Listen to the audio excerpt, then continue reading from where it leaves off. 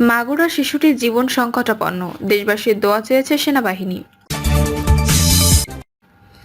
স্থায়ী কমিটির বৈঠকে মাঠে থাকা সিদ্ধান্ত, নির্বাচন নিয়ে ষড়যন্ত্র দেখছে বিএনপি। জানাবো ধর্ষণের বিচার দ্রুত করতে আইন সংশোধন হচ্ছে। এবং সর্বশেষ জানাবো শিশু ছাত্রকে বলাৎকারের দায়ে মাদ্রাসা শিক্ষকের যাবজ্জীবন কারাদণ্ড। শুনছিলেন সংবাদ শিরোনাম, এবারে বিস্তারিত। মাগুরার শিশুটির জীবন সংকটাপন্ন, দেশবাসীর দোয়া চেয়েছে সেনাবাহিনী। মাগুরায় যৌন নির্যাতনের শিকার শিশুটির জীবন সংকটাপন্ন। একদিনে 4বার কার্ডিয়াক অ্যারেস্টের শিকার হয়েছে শিশুটি। বাংলাদেশ সেনাবাহিনীর পক্ষ থেকে দেশবাসীর কাছে শিশুটির জন্য দোয়া প্রার্থনা করা হয়েছে। রাতে বাংলাদেশ সেনাবাহিনীর ভেরিফাইড ফেসবুক পেজে দেশবাসীর কাছে দোয়া প্রার্থনা করে একটি পোস্ট দেওয়া হয়েছে। এতে বলা হয়, মাগুরায় নির্যাতনের শিকার শিশুটি ঢাকার সম্মিলিত সামরিক হাসপাতালের শিশু বিভাগের পিআইসিইউতে চিকিৎসাধীন। প্রতিদিন স্ট্যান্ডার্ড আইসিইউ প্রোটোকল অনুযায়ী প্রয়োজনীয় পরীক্ষা নিরীক্ষা করা এবং তদনুযায়ী সর্বোচ্চ চিকিৎসা সেবা দেওয়া হচ্ছে। ওই পোস্টে আরো বলা হয়, শিশুটি একদিনে 4বার কার্ডিয়াক অ্যারেস্টের শিকার হয়েছে এবং পিসিআর দেওয়ার মাধ্যমে স্থিতিশীল করা হয়েছে। তার রক্তে লবণের ভারসাম্যহীনতার কারণে ডায়ালাইসিস করা হচ্ছে। এছাড়াও অন্যান্য জটিলতার পাশাপাশি শিশুটির রক্তচাপ 60 থেকে 40, যা আরও নিম্নমুখী। সম্মিলিত সামরিক হাসপাতালের বিশেষজ্ঞ চিকিৎসকদের সমন্বয়ে গঠিত উচ্চ পর্যায়ের চিকিৎসা পর্ষদ সর্বাধুনিক চিকিৎসা পদ্ধতির মাধ্যমে শিশুটির জীবন রক্ষার জন্য সর্বাত্মক প্রচেষ্টা চালিয়ে যাচ্ছেন। উল্লেখ্য, গত 8ই মার্চ সন্ধ্যা 6টায় শিশুটি ঢাকার সম্মিলিত সামরিক হাসপাতালে সংকটাপন্ন অবস্থায় ভর্তি হয়। শিশুটির সুস্থতার জন্য বাংলাদেশ সেনাবাহিনী দেশবাসীর কাছে দোয়া প্রার্থী। ধর্ষণের বিচার দ্রুত করতে আইন সংশোধন হচ্ছে। ধর্ষণ মামলার আইন সংশোধনে খসড়া প্রস্তুত বলে জানিয়েছেন আইন উপদেষ্টা আসিফ নজরুল। তিনি বলেন, 2-1 দিনের মধ্যে খসড়ার কাজ শেষ করে চূড়ান্ত অনুমোদনের জন্য উত্থাপন করা হবে। এর আগে সচিবালয়ে ধর্ষণ বিরোধী মঞ্চের নেতৃত্বের সঙ্গে বৈঠক করেন আইন উপদেষ্টা আসিফ নজরুল। নারী ও শিশু নির্যাতন দমন আইন সংশোধনে সরকারের পদক্ষেপের বিষয়ে ধর্ষণ বিরোধী মঞ্চের নেতৃত্বে জানানো হয়েছে জানিয়ে আইন উপদেষ্টা বলেন, আমরা গত পরশু এবং গতকাল সংশ্লিষ্ট সবাইকে নিয়ে পরামর্শ সভা করেছি। আমার একটা খসড়া আইন করেছি, সেটি আজ আমরা সার্কুলেট করছি কিছু স্টেক হোল্ডারদের কাছে। যত দ্রুত সম্ভব আমরা আইনটি কঠোর করার চেষ্টা করব। ধর্ষণের মামলায় বিচার যাতে শুধু দ্রুত না, বিচারটা যাতে নিশ্চিত হয় এবং যথাযথ হয়, আমি এগুলো তাদের বলেছি।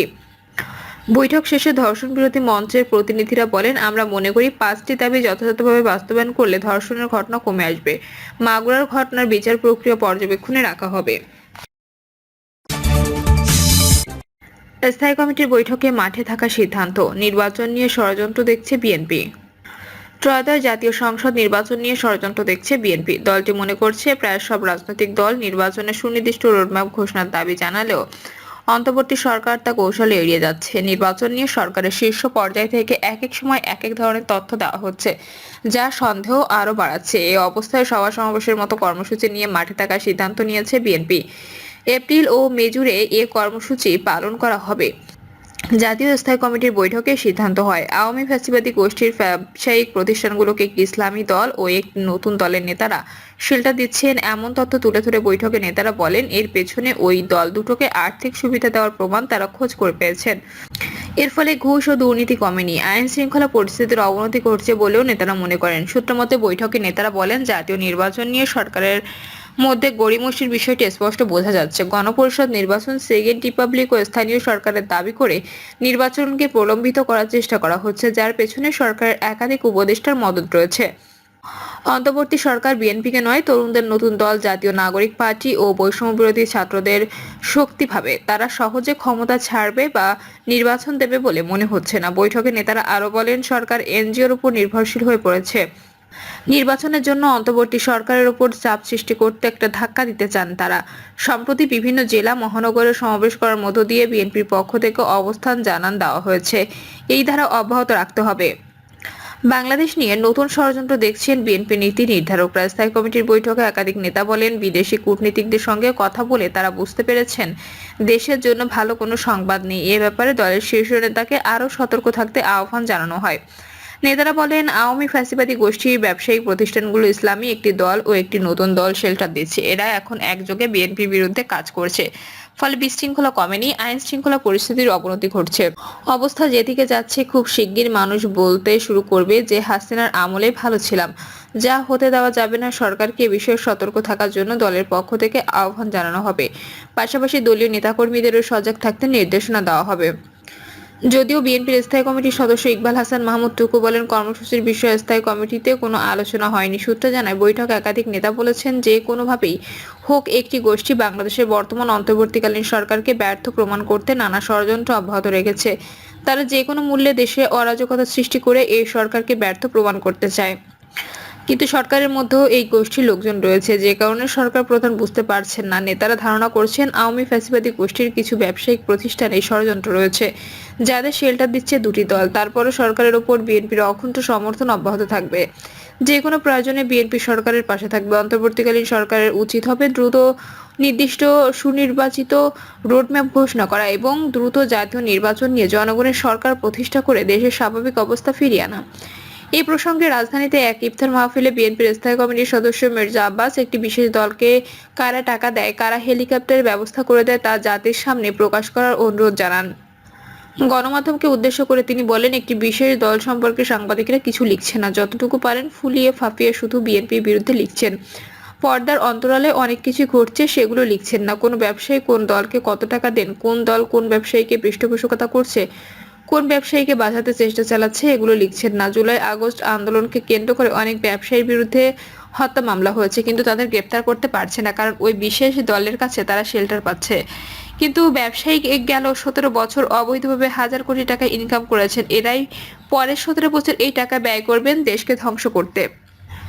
জাতীয় ঐকমত্য কমিশন রাজনৈতিক দলগুলোকে সংলাপের আমন্ত্রণ বা সংবিধানের মতো গুরুত্বপূর্ণ ইস্যুতে বসতে পারে কিনা স্থায়ী কমিটির বৈঠকে এমন প্রশ্ন তোলা হয়েছে। এতে নেতারা বলেন, তারা রাষ্ট্রের কোন পর্যায়ের অথরিটি, আবার সংলাপ হবে কোন দলগুলোর সঙ্গে, শুধু নিবন্ধিত নাকি অনিবন্ধিত সংগঠনও থাকবে। নিবন্ধিত হলে জামায়াত ইসলামী এবং তরুণদের নতুন দল জাতীয় নাগরিক পার্টি এনসিপি এই সংলাপে আমন্ত্রণ পাবে না। এসব বিষয় স্পষ্ট হতে হবে। এখানে সংলাপ হতে হবে অন্তর্বর্তী সরকারের সঙ্গে রাজনৈতিক দলের।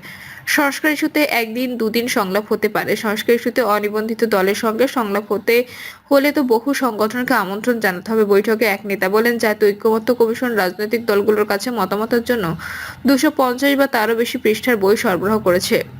এখানেই প্রশ্ন, বাংলাদেশের সংবিধানের যে বই এবং নির্বাচন কমিশনের বিধি তা কত পৃষ্ঠার? এই নিয়ে বিস্তারিত আলোচনা হয়।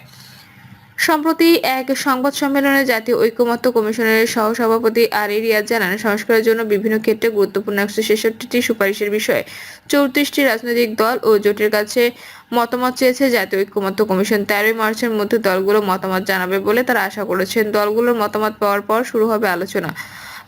সুনির্দিষ্ট দিনক্ষণ ঠিক হয়নি। যখন যে দলের মতামত পাওয়া যাবে সে সময় থেকেই আলোচনা শুরু হবে।